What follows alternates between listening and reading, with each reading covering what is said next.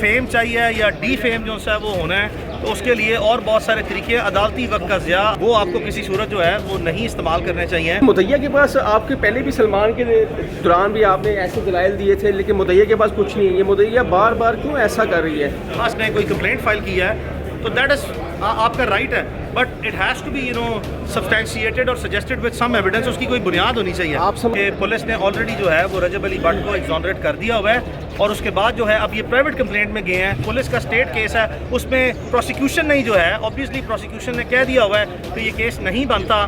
तो ये जो हमारे स्पेशल प्रोसिक्यूटर हैं, जो स्टेट के प्रोसिक्यूटर हैं, उन्होंने जो कंप्लेनेंट की इस एप्लीकेशन है उसको सपोर्ट नहीं किया, उसको फॉरवर्ड नहीं किया।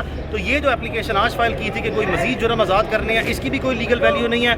मुद्दई के जो वकील हैं वो हाई कोर्ट गए हैं प्रोटोकॉल के लिए। अगर कल कोर्ट पे कल को इन पे नुकसान हो जाए अदालत में तो उसका जिम्मेदार फिर कौन होगा? मुदैया के पास आपके पहले भी सलमान के दौरान भी आपने ऐसे दलाइल दिए थे, लेकिन मुदैया के पास कुछ नहीं है। ये मुदैया बार बार क्यों ऐसा कर रही है? बस ये कुछ पाकिस्तान में एक रुझान बन गया है डेस्परेट हार्डन्ड लिटिगेंट्स का, जो कि फ्रिवलेस लिटिगेशन जो है वो रूटीन में करते हैं। और ये एक बड़ी कोई अनफॉर्चुनेट किस्म की अप्रोच है कि आपने पूरे रियासती वसाइल का इस्तेमाल बेदरेक तरीके से किया। रियासत ने आपके साथ जो है अपनी एजेंसीज़ को इंक्वायरी, इन्वेस्टिगेशन, अपने रिसोर्सेज जो हैं वो आपको स्ट्रेट अवे प्रोवाइड किए।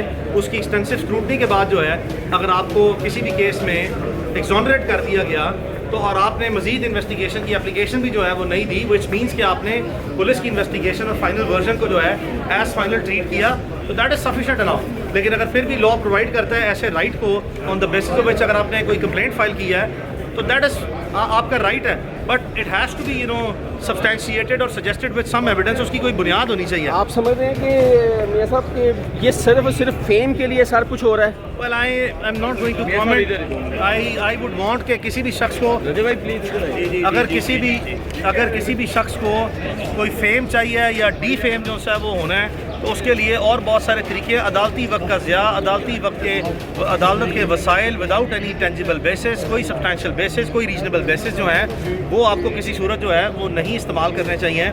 इस केस में आपने देखा कि पुलिस ने ऑलरेडी जो है वो रजब अली भट्ट को एग्जॉनरेट कर दिया हुआ है, और उसके बाद जो है अब ये प्राइवेट कंप्लेंट में गए हैं। आज पुलिस केस में जिसकी ऊपर एतमाद ना करते हुए जो है वो इन लोगों ने जो प्राइवेट कंप्लेंट फाइल की है उसको प्रेस नहीं किया, उसमें भी कोई रीजनेबल बेसिस नहीं है। और एट द सेम टाइम जो है वो जो पुलिस का स्टेट केस है उसमें प्रोसिक्यूशन नहीं जो है, ऑब्वियसली प्रोसिक्यूशन ने कह दिया हुआ है कि ये केस नहीं बनता।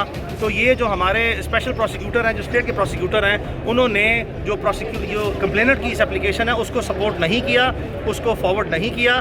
तो ये जो एप्लीकेशन आज फाइल की थी कि कोई मजीद जुर्म आज़ाद करने हैं, इसकी भी कोई लीगल वैल्यू नहीं है। और ओवरऑल मेरिटोरियस बेसिस पे ये इस मुकदमे से डिस्चार्ज हो चुके हैं, और अदालत से भी यही इस्तदा है कि अदालत अपने सवाबदीदी इख्तियारात को इस्तेमाल करते हुए पूरी फाइल को पेरूज करने के बाद, एग्जामिन करने के बाद, it is a case of no evidence, इसमें कोई किसी किस्म की कोई ऐसी बेसिस मौजूद नहीं है जिससे इस केस की कार्रवाई मजीद बढ़ाई जा सके। सो वी आर होपिंग कि आज जितने आपने देखा घंटों पर मुहीत अदालत के सामने जो है वो दलाइल हुए हैं, दर्जनों के करीब अदालत के सामने जो है वो सुप्रीम कोर्ट के फैसले रखे गए हैं, और पूरी टेस्टमनी जो है वो सो कॉल्ड विक्टिम जो इस केस के हैं उनकी पढ़ी गई है। उस पर एक्सटेंसिव क्रॉस एग्जामिनेशन जो है वो मुकम्मल तौर पर पढ़ा गया, जिससे अदालत में कमो बेश भी 50 मुख्तलिफ सवाल जो हैं वो प्रोसिक्यूशन के केस पे उठाए गए हैं, और अदालत ने जो सा है वो बादी नज़र में अपने इत्मीनान का इजहार किया है कि ये वाकई जो है वो सिर्फ वक्त का ज़िया के मुताबिकत में ही जो है वो ये केस है। हमारी उम्मीद यही है कि इस नेक्स्ट डेट ऑफ हेयरिंग में अदालत को जो है वो बाइज़्ज़त तौर पर जो सा है इस मुकदमे की कार्रवाई मजीद ना बढ़ाते हुए जो सा है